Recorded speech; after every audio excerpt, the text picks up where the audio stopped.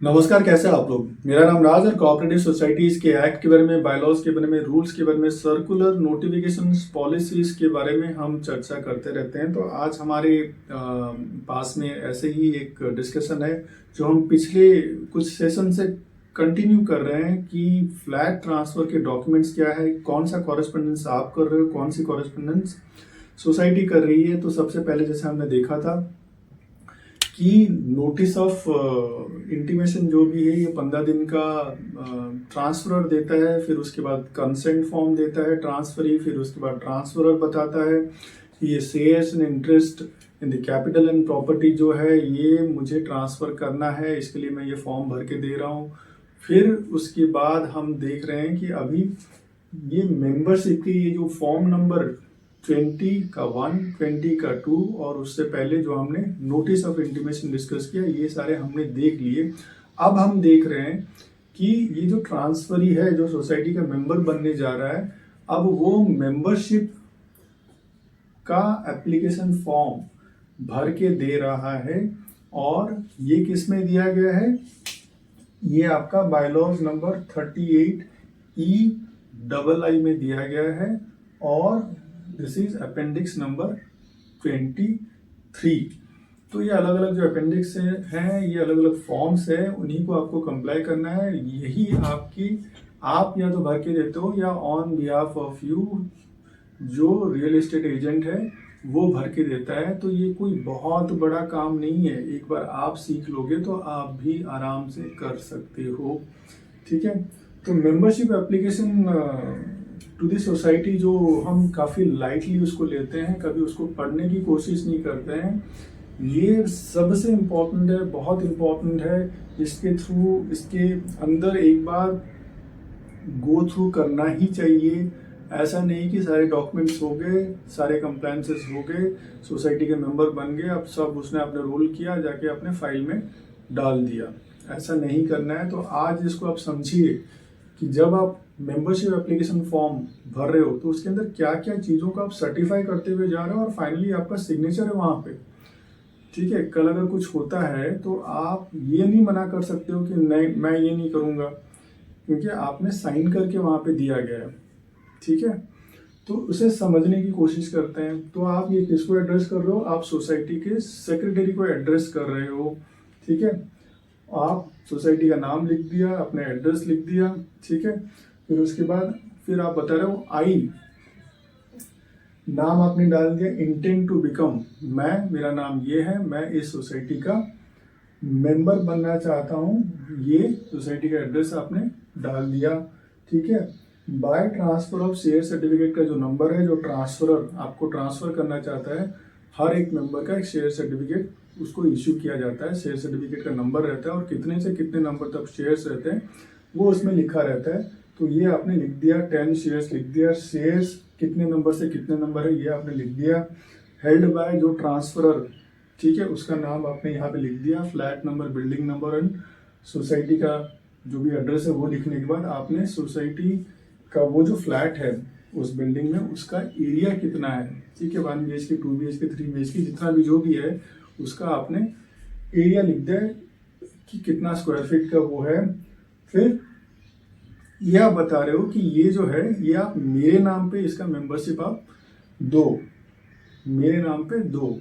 ठीक है, एंड आप अभी फर्दर बता रहे हो कि आई हैव गिवन, मैंने ये दे दिया है, क्या दे दिया है? Consent for the propose transfer, कि मैं ये ट्रांसफर ऑफ द प्रॉपर्टी, ठीक है, शेयर्स इन इंटरेस्ट, ये मैं लेना चाहता हूँ, मेरी इच्छा है इस प्रॉपर्टी को लेने के। वो तो ट्रांसफर करना चाहता है मगर मैं लेना चाहता हूँ क्या, तो ये ऑलरेडी आपने पहले ही फॉर्म में बता दिया था। फिर अभी इसकी कितनी रिलेवेंस है, ठीक है, अब उस फॉर्म के अंदर ये भी प्रोविजंस है कि आप उसमें एज डाल सकते हो, ऑक्यूपेशन डाल सकते हो, कितना महीना का कमा रहे हैं वो डाल सकते हो, आपका रेसिडेंशियल एड्रेस डाल सकते हो और आपके ऑफिशियल एड्रेस भी, ऑफिस एड्रेस भी आप उसमें डाल सकते हो। ठीक है, फिर ये सबसे इम्पॉर्टेंट अभी हम देख रहे हैं, आई रेमिट हियरविथ, इसके साथ में, इस मेंबरशिप एप्लीकेशन के साथ में मैं 100 रुपये का entrance fees for the membership भी लगा के दे रहा हूँ या दे रही हूँ। ये सबसे इम्पोर्टेंट है, क्योंकि जहाँ पे मेंबरशिप की बात आ जाती है, कुछ चीज़ें जो बायलॉज में दिए गए हैं, एक्ट में दिए गए हैं कि आपको ये कंप्लाई करना है, नहीं तो आपकी मेंबरशिप, ठीक है, क्वेश्चन में आ जाएगी। कोई भी चैलेंज उसे बाद में कर सकता है, जैसे एंट्रेंस फीस है, ट्रांसफर प्रीमियम है, ठीक है, और शेयर्स की जो वैल्यूज वगैरह है वो आपको भरने हैं, और साथ में जितने भी ये सब जो अभी फॉर्म अभी जो हम डिस्कस कर रहे हैं वो सब आपको भर के देने हैं, ठीक है। तो मैंने ये 100 रुपये का जो भी आपको ऑनलाइन ट्रांसफ़र किया, या आपने चेक दिया, या कोई चालान बनाया, जो भी प्रोविज़न है आपकी सोसाइटी में, ठीक है, वो मैंने कर लिया, और साथ में मैंने ये इसका जोड़ दिया है कि ये इसका प्रूफ है। फिर आप बोलोगे I furnish here with the undertaking में, मैं साथ में एक अंडरटेकिंग भी भर के दे रहा हूँ। क्या है? जो फॉर्मेट दिया गया है बायलॉज, उसी फॉर्मेट में मैं भर के दे रहा हूँ। 200 रुपये के नॉन जुडिशियल स्टैम्प पेपर में ये भर के दे रहा हूँ। And this is as per the under section 269AB of the income tax act. ये किस लिए आप पढ़ते हो? About the registration of the transfer, है ना। एक के नाम पे प्रॉपर्टी है, आपके नाम पे हो रहा है, तो यहाँ पे चेंज ऑफ टाइटल हो रहा है, चेंज ऑफ कैपिटल गेन भी हो रहा है। तो इनकम टैक्स की इस धाराओं के प्रोविजन के हिसाब से ये अंडरटेकिंग भी आप भर के दे रहे हो, ठीक है। फिर आप फर्दर बता रहे हो I undertake to use the flat, किसके लिए यूज करना है? Mention in the letter that will be issued, अभी तक आपको इशू नहीं किया गया है। यहाँ पे आपको लेटर ऑफ अलॉटमेंट इशू किया जाएगा, वहाँ पे लिखा जाएगा आपको ये लेटर इसलिए ये फ्लैट आपको इसलिए अलॉट किया जा रहा है, ये लेटर आपको इसलिए इशू किया जा रहा है कि आप इसको रेसिडेंशियल पर्पस के लिए ही यूज करोगे। Chicken shop, mutton shop, illegal धंधा, इमोरल धंधा, ठीक है, वो करने के लिए या कुछ और उटपटांग काम करने के लिए यूज नहीं करोगे। तो आप यहाँ पे पहले ही अंडरटेकिंग दे रहे हो, और उस अंडरटेकिंग को आपने इस एप्लीकेशन के साथ में जोड़ा हुआ है, वो रिकॉर्ड में जा रहा है, ये ध्यान रखिए, ठीक है।